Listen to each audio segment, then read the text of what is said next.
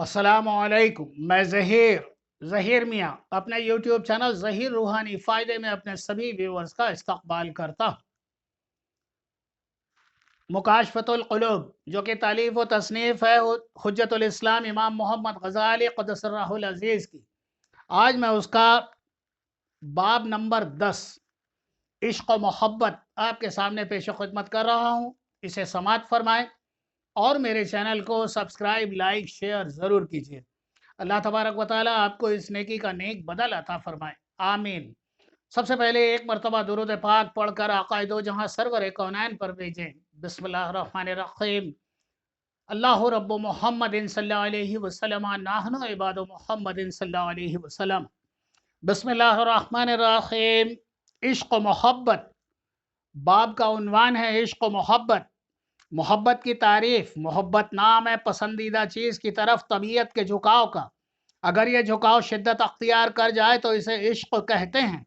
उसमें ज़्यादती होती रहती है, यहाँ तक कि आशिक महबूब के बिना ख़रीदा हुआ ग़ुलाम बन जाता है और माल और दौलत उस पर क़ुरबान कर देता है। ज़ुलेखा की मिसाल ले लें, जिसने यूसुफ़ अलैहिस्सलाम की मोहब्बत में अपना हुस्न और अपना माल और दौलत क़ुरबान कर दिया। ज़ुलेखा के पास 70 ऊँटों के बोझ के बराबर जवाहिरात और मोती थे जो इश्क़ यूसुफ़ में निसार कर दिए। जब भी कोई ये कह देता है कि मैंने यूसुफ़ अलैहिस्सलाम को देखा है तो वो उसे बेशकीमती हार दे देती, यहाँ तक कि कुछ भी बाकी ना रहा। उसने हर चीज़ का नाम यूसुफ़ रख छोड़ा था और मोहब्बत की ज़्यादती में यूसुफ़ अलैहिस्सलाम के सिवा सब कुछ भूल गई थी। जब आसमान की तरफ देखती तो उसे हर सितारे में यूसुफ़ का नाम नज़र आता था। कहते हैं कि जब ज़ुलेखा ईमान लाई और हज़रत यूसुफ़ अलैहिस्सलाम की ज़ौजियत यानी निकाह में दाखिल हुई तो सिवाय इबादत और रियाज़त और अल्लाह की तरफ तवज्जो के उसे कोई काम ना था। अगर यूसुफ़ अलैहिस्सलाम उसे दिन को अपने पास बुलाते तो कहती रात को आऊँगी, और रात को अपने पास बुलाते तो दिन का वादा करते। यूसुफ़ अलैहिस्सलाम ने फरमाया, ज़ुलेखा तू तो मेरी मोहब्बत में दीवानी थी। जवाब दिया, ये उस वक्त की बात है जब मैं आपकी मोहब्बत की हकीकत से वाकिफ़ न थे। अब मैं आपकी मोहब्बत की हकीकत पहचान चुकी हूँ, इसलिए अब मेरी मोहब्बत में तुम्हारी शिरकत भी गवारा नहीं। हज़रत यूसुफ़ अलैहिस्सलाम ने फरमाया, मुझे अल्लाह तबारक व तआला ने इस बात का हुक्म फरमाया है और मुझे बतलाया है कि तेरे वतन से अल्लाह तबारक व तआला 2 बेटे पैदा करेगा, दोनों को नबूवत से सरफराज फरमाएगा। ज़ुलेखा ने कहा, अगर ये हुक्म खुदाबंदी है और इसमें अल्लाह की हिकमत है तो मैं सरे तस्लीम झुकाती हूँ। मोहब्बत की इब्तिदा और इंतहा। जब मंसूर हल्लाज को कैद में 18 दिन गुजर गए तो जनाब शिबली रहमतुल्लाहि ताला अलैहि ने उनके पास जाकर दरियाफ्त किया कि है मंसूर, मोहब्बत क्या है। मंसूर ने जवाब दिया, आज नहीं कल ये सवाल पूछना। जब दूसरा दिन हुआ तो उनको कैद से निकाल कर मक्तल की तरफ ले गए। वहाँ मंसूर ने शिबली को देख कर कहा, शिबली, मोहब्बत की इब्तिदा जलना और इंतहा कत्ल हो जाना है। इशारा। जब मंसूर रहमतुल्लाहि ताला अलैहि की निगाहें हक देखने वाली निगाहों ने इस हकीकत को पहचान लिया कि अल्लाह की ज़ात के सिवा हर चीज़ बातिल है और ज़ात इलाही ही हक है, तो वो अपने नाम तक भूल गए। लिहाजा जब उनसे सवाल किया गया कि तुम्हारा क्या नाम है, तो जवाब दिया, मैं हक हूँ। मुंतहा में है कि मोहब्बत का सिद्क़ 3 चीज़ों में ज़ाहिर होता है। मुहिब यानी मोहब्बत करने वाला महबूब की बातों को सबकी बातों से अच्छा समझता है, उसकी मजलिस में तमाम मजलिसों से बेहतर समझता है, उसकी रज़ा को औरों की रज़ा पर तरजीह देता है। कहते हैं कि इश्क पर्दादरी करने वाला, राज़ों को ज़ाहिर करने वाला है। वज्द ज़िक्र की शीरनी के वक्त रूह के ग़लबाए शौक़ का बोझ उठाने से आजिज़ हो जाता है। यहाँ तक कि अगर वज्द की हालत में इंसान का कोई अज़्व भी काट लिया जाए तो उसे महसूस तक न होगा। हिकायत। एक आदमी फुरात दरिया में नहा रहा था। उसने सुना कि कोई शख्स ये आयत पढ़ रहा है, ऐ मुजरिमों, आज अलहदा हो जाओ। ये सुनते ही वो तड़पने लगा और डूबकर मर गया। मोहम्मद बिन अब्दुल्ला बगदादी रहमतुल्लाहि ताला अलैह कहते हैं, मैंने बसरा में एक बुलंद मकाम पर खड़े हुए एक नौजवान को देखा जो लोगों से कह रहा था कि जो आशिकों की मौत मरना चाहे उसे इस तरह मरना चाहिए। کیونکہ عشق میں موت کے بغیر کوئی لطف نہیں، اتنا کہا اور خود کو وہاں سے گرا دیا۔ لوگوں نے جب اسے اٹھایا تو وہ دم چھوڑ چکا تھا۔ جناب جنید بغدادی رحمۃ اللہ تعالی علیہ کا قول ہے کہ تصوف اپنی پسند کو ترک کر دینے کا نام ہے۔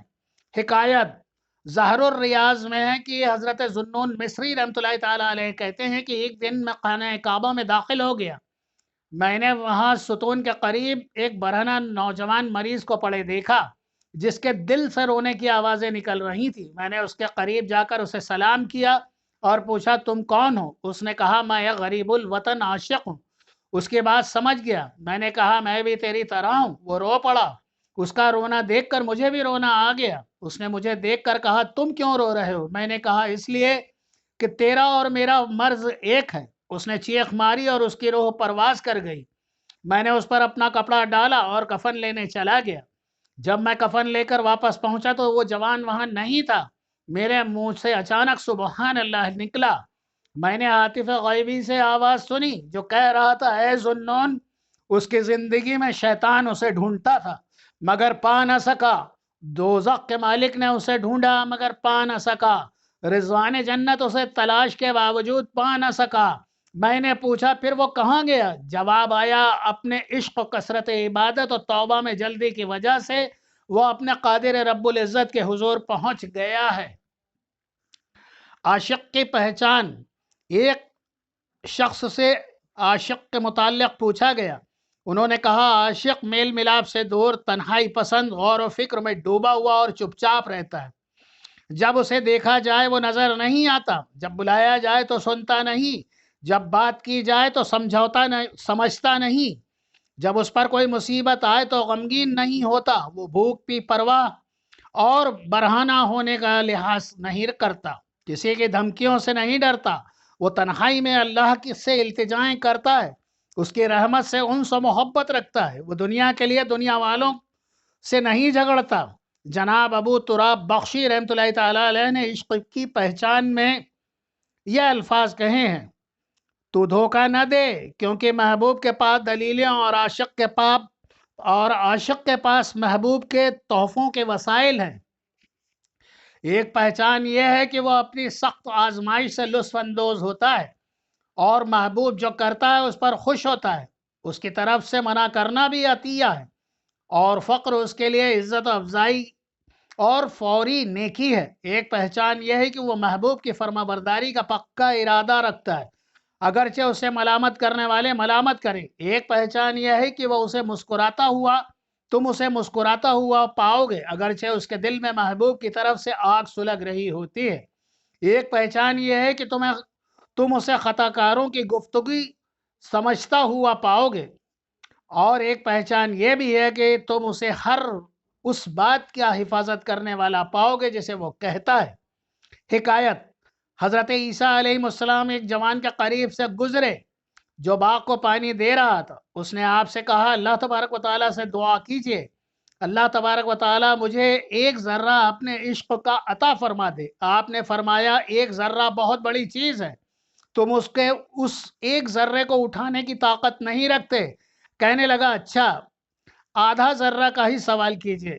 عیسیٰ علیہ السلام نے رب تعالیٰ سے سوال کیا اے اللہ اسے آدھا ذرہ اپنے عشق کا عطا فرما دے۔ اس کے حق میں دعا کر کے آپ وہاں سے روانہ ہو گئے۔ کافی دنوں کے بعد آپ پھر اسی راستے سے گزرے، اس جوان کے بارے میں پوچھا، لوگوں نے کہا وہ دیوانہ ہو گیا ہے اور کہیں پہاڑوں کی طرف نکل گیا ہے۔ حضرت عیسیٰ علیہ السلام نے اللہ سے دعا کی ہے میرے اللہ تبارک و تعالیٰ میری اس جوان سے ملاقات کرا دے۔ تو پھر آپ نے دیکھا وہ ایک چٹان پر کھڑا آسمان کی طرف دیکھ رہا تھا۔ آپ نے اس نے سلام کہا مگر وہ خاموش رہا۔ آپ نے کہا مجھے نہیں پہچانتے، میں عیسیٰ ہوں۔ حضرت اللہ تبارک و تعالیٰ نے عیسیٰ علیہ السلام کی طرف وحی کی کہ اے عیسیٰ جس کے دل میں میری محبت کا آدھا ذرہ موجود ہو وہ انسانوں کی بات کیسے سنے گا؟ مجھے اپنی عزت و جلال کی قسم اگر اسے آری سے 2 ٹکڑے بھی کر دیا جائے تو اسے محسوس نہ ہوگا۔ جو شخص 3 باتوں کا دعویٰ کرتا ہے وہ خود اور ان 3 باتوں سے پاک نہیں رکھتا، وہ اس کا دعویٰ جھوٹا ہے۔ نمبر 1، جو شخص ذکر الہی کی مٹھاس پانے کا دعویٰ کرتا ہے مگر دنیا سے بھی محبت کرتا ہے۔ نمبر 2، جو اپنے اعمال میں اخلاص کا دعویٰ کرتا ہے مگر لوگوں سے اپنی عزت افزائی کی خواہش رکھتا ہے۔ نمبر 3، جو اپنے خالق یعنی پیدا کرنے والے کی محبت کا دعویٰ کرتا ہے مگر اپنے نفس کو ذلیل نہیں کرتا۔ فرمان رسول اللہ صلی اللہ علیہ وآلہ وسلم ہے کہ میری امت پر عنقریب ایک ایسا زمانہ آنے والا ہے جب 5 چیزوں سے یہ لوگ محبت کریں گے اور 5 چیزوں کو بھول جائیں گے۔ نمبر 1، دنیا سے محبت رکھیں گے، آخرت کو بھول جائیں گے۔ نمبر 2، مال سے محبت رکھیں گے اور حساب کے دن کو بھول جائیں گے۔ نمبر 3، مخلوق سے محبت کریں گے مگر خالق کو بھول جائیں گے۔ نمبر 4، گناہوں سے محبت رکھیں گے مگر توبہ کو بھول جائیں گے۔ نمبر 5، مکانوں سے محبت رکھیں گے اور قبر کو بھول جائیں گے۔ حضرت ابن منصور ابن عمار رحمۃ اللہ تعالیٰ علیہ نے ایک جوان کو نصیحت کرتے ہوئے کہا ہے، جوان، تجھے تیری جوانی دھوکے میں نہ ڈالے۔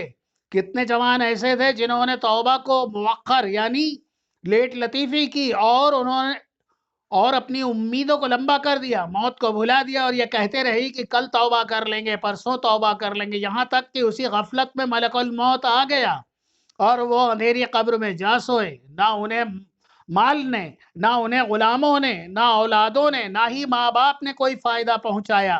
فرمان الہی یہ ہے کہ اس دن اموال و اولاد کچھ فائدہ نہ دیں گے۔ اے رب ذوالجلال والاکرام، ہمیں موت سے پہلے توبہ کی توفیق دے، ہمیں خواب غفلت سے ہوشیار فرما دے، آمین۔ اور سید المرسلین صلی اللہ علیہ وآلہ وسلم کی شفاعت نصیب فرما، آمین۔ مومن کی تعریف یہ ہے کہ وہ ہر گھڑی توبہ کرتا رہے اور اپنے پچھلے گناہوں پر شرمندہ رہے، تھوڑی سی متاع دنیا پر راضی رہے، دنیاوی کاموں کو بھول کر آخرت کی فکر کرے، خلوص دل سے اللہ تبارک و تعالی کی عبادت کرتا رہے۔ اس باب کا اگلا حصہ انشاءاللہ تعالی اگلی نشست میں آپ کے سامنے پیش کروں گا۔ آپ نے میرا ویڈیو دیکھا، اسے لائک کریں، سبسکرائب کریں، شیئر کریں اور اچھی باتوں کو دوسرے تک ضرور پہنچائیں۔ مذہبی باتوں کو لوگ جان لیتے ہیں اور چھپا کر بیٹھ جاتے ہیں، یہ بات مناسب نہیں ہے۔ دین کی باتیں جب تک لوگوں تک نہیں پہنچیں گے، ہوا کیا کہ گناہوں کی سختیوں میں ہمارے دل اتنے سخت ہو چکے ہیں کہ ہم دین کی اچھی باتوں کو سن تو لیتے ہیں لیکن اسے آگے تک پہنچانے، تقویٰ اسی کا نام ہے، دین کی اچھی باتیں دوسروں تک پہنچانا۔ اللہ تبارک و تعالی آپ کا، ہم سب کا حامی و ناصر ہو۔ بہت سی دعاؤں کے ساتھ اللہ حافظ۔